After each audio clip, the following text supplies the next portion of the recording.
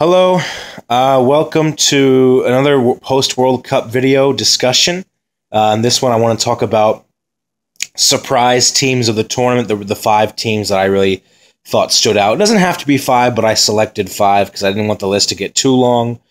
There were five teams that really stood out to me as surprises and unexpected, some unexpected performances that kind of stood out.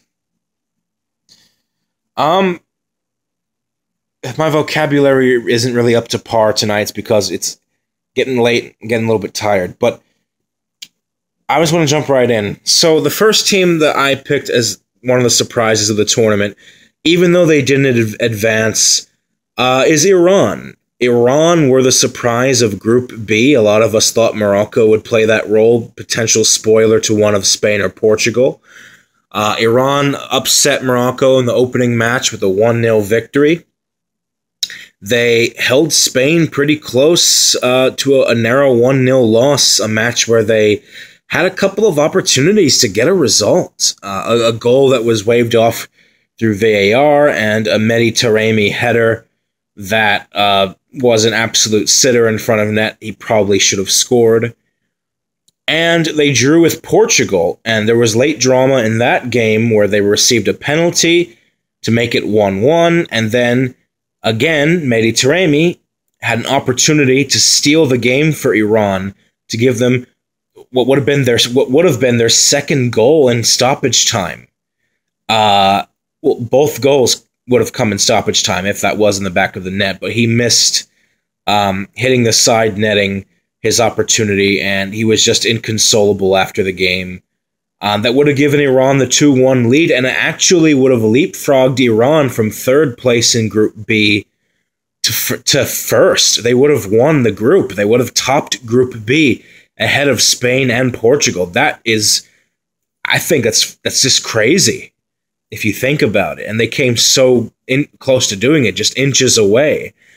And some other highlights include Ali Reza Bayravan's penalty save on Cristiano Ronaldo. He used to be a homeless man that used to clean toilets at a pizza restaurant and used to sleep outside of the Azadi Stadium in Tehran, or he used to sleep outside one of the football facilities in Iran. It's just an incredible story, all the way down from the individual players to the team as a whole. Iran had their best ever World Cup finish with 4 points. They've never gotten more than 3 in the past, and they got their second win in a World Cup ever. First one came in 1998 against the U.S., getting a victory here against a Moroccan team that many people thought would be the dark horses, but it was Iran who were the unexpected package from Group B, and they damn near won the group.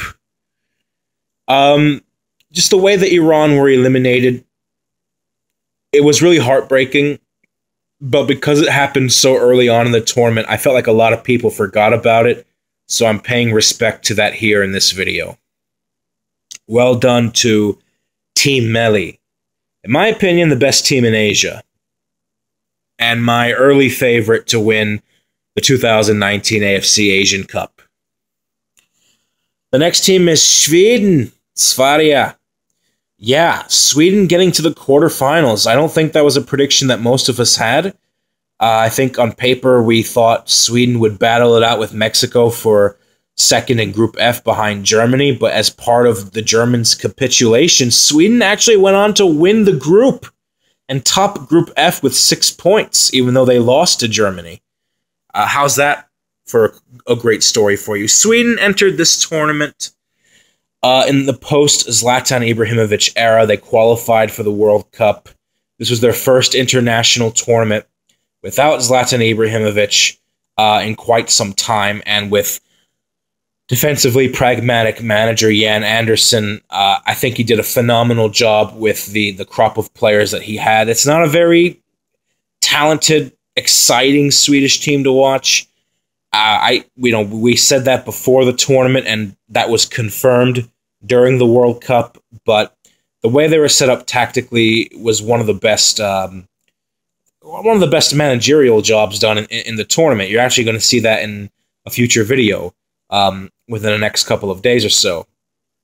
But Sweden finishing in 7th place overall in the World Cup, that's really punching above their weight. This is a team that did something special when they denied Italy qualification back in November. They beat France in qualifying, the team that would eventually go on to win the World Cup. They finished ahead of the Netherlands. Sweden very much giant killers, and they went out to England in the quarterfinals, but they were not supposed to get that far, Sweden. Sweden, I think it can be said, are not a top 8 team in the world. I think we should agree with that. They're not a top 8 national side, but they did better than I think most would have pegged them to do before the World Cup started. So I think Sweden was a surprise team in this tournament. Another team is Russia, the host nation. Yeah, why is it a surprise for a host nation to get to the quarterfinals of a World Cup? It's a surprise here in the sense that you would think that if they had come through their group, they would have been dumped out by Portugal or Spain in their neighboring group. But Russia eliminated Spain, 2010 World Cup winners, and many people considered one of the favorites to win it this summer. I thought that Spain, before I made my final predictions, before the whole Julian Lopetegui crisis, I thought Spain were going to get to the semifinals. And even going back to a prediction I had in April, I had Spain getting to the final. And a lot of people thought Spain were one of the 3 or 4 teams in this tournament that could go all the way. And Spain were dumped out by the hosts. And Russia put in dominating performances against Saudi Arabia and Egypt. 2 teams that are not very good, but we didn't expect Russia to score 8 goals total on Saudi Arabia and Egypt. And then they took a knocking by Uruguay, which in my opinion proved to be a blessing because it helped better prepare them against a possession, passing-oriented side like Spain. Honestly, I felt that Russia made Spain look foolish because for all the possession, all the passes that were completed by Spain, I think they completed 900 and something passes in that game, something ridiculous like that.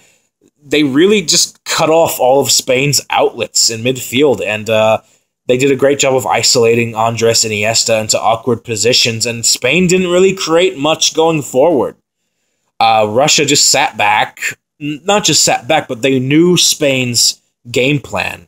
And they adjusted accordingly, and they just made Spain look like a broken record. And then they came a razor's edge from getting to the semifinals, when they're going out on penalties against Croatia, the eventual finalist, and they came back after conceding an extra time through a free kick that was scored by Fernandez's header, a wonderful set-piece goal, one of the best set-piece goals of the tournament, to send the whole stadium into raptures and the host country into euphoria. And they almost did it again on penalties. And Russia came very close to getting to the semifinals, continuing a tradition that most contemporary hosts have done in World Cups. So Russia, I think they're a surprise team. I think they could go toe-to-toe with anybody. The other team is the Samurai Blue, Japan. Japan, the only Asian representative to advance to the round of 16. They did so with a 2-1 victory in the opener of Group H, opener for them against Colombia. A stunning upset, getting revenge from the heavy defeat 4 years ago in Brazil. In addition to that, they played a very entertaining 2-2 draw against Senegal before losing quite lacklusterly against Poland.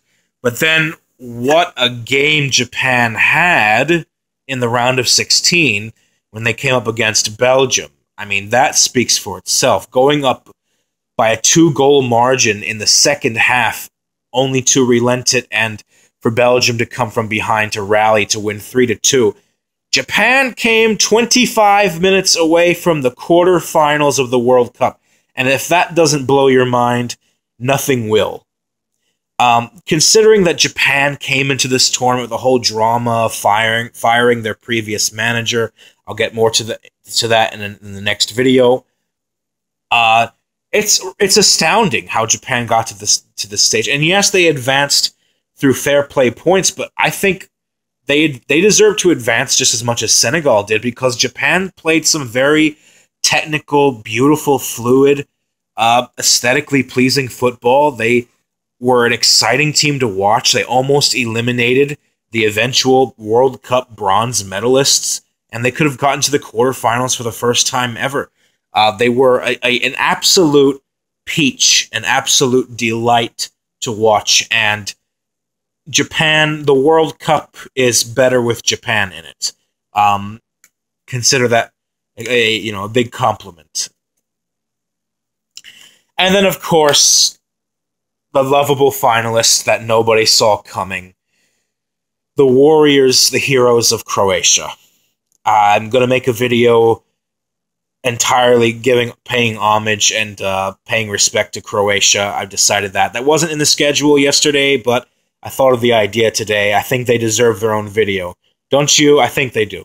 I think they really, really do.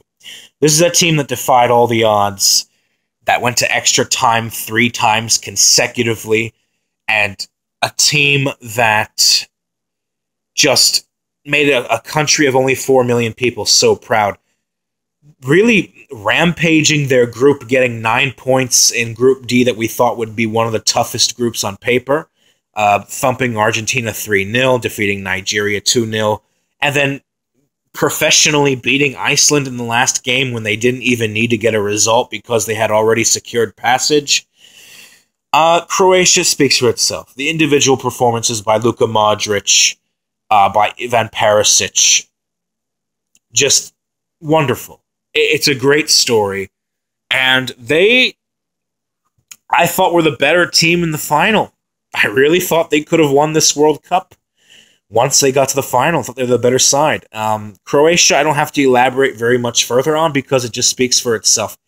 It's I think Croatia are probably the most unexpected World Cup finalist in, I don't know if I want to say ever, but in a very long time, right? Because Germany, Argentina, 2014 makes sense. Spain, Netherlands, okay. In 2010, 2006, Italy, France, okay. But Croatia, a World Cup finalist, I mean, my God. A team that in the last 20 years was living in the shadow of the burden of the 1998 team, wondering whether or not they would ever be able to replicate that success. And this time they went one step further and came very close from becoming immortals, really. So Croatia, yeah, well done to Croatia. You'll see more of them in a future video. So these are my 5 teams that I picked as my surprises for the World Cup that really stood out. Leave a comment below, like, subscribe. Hopefully I'll see you tomorrow, God willing. Have a good one, much love, and peace out.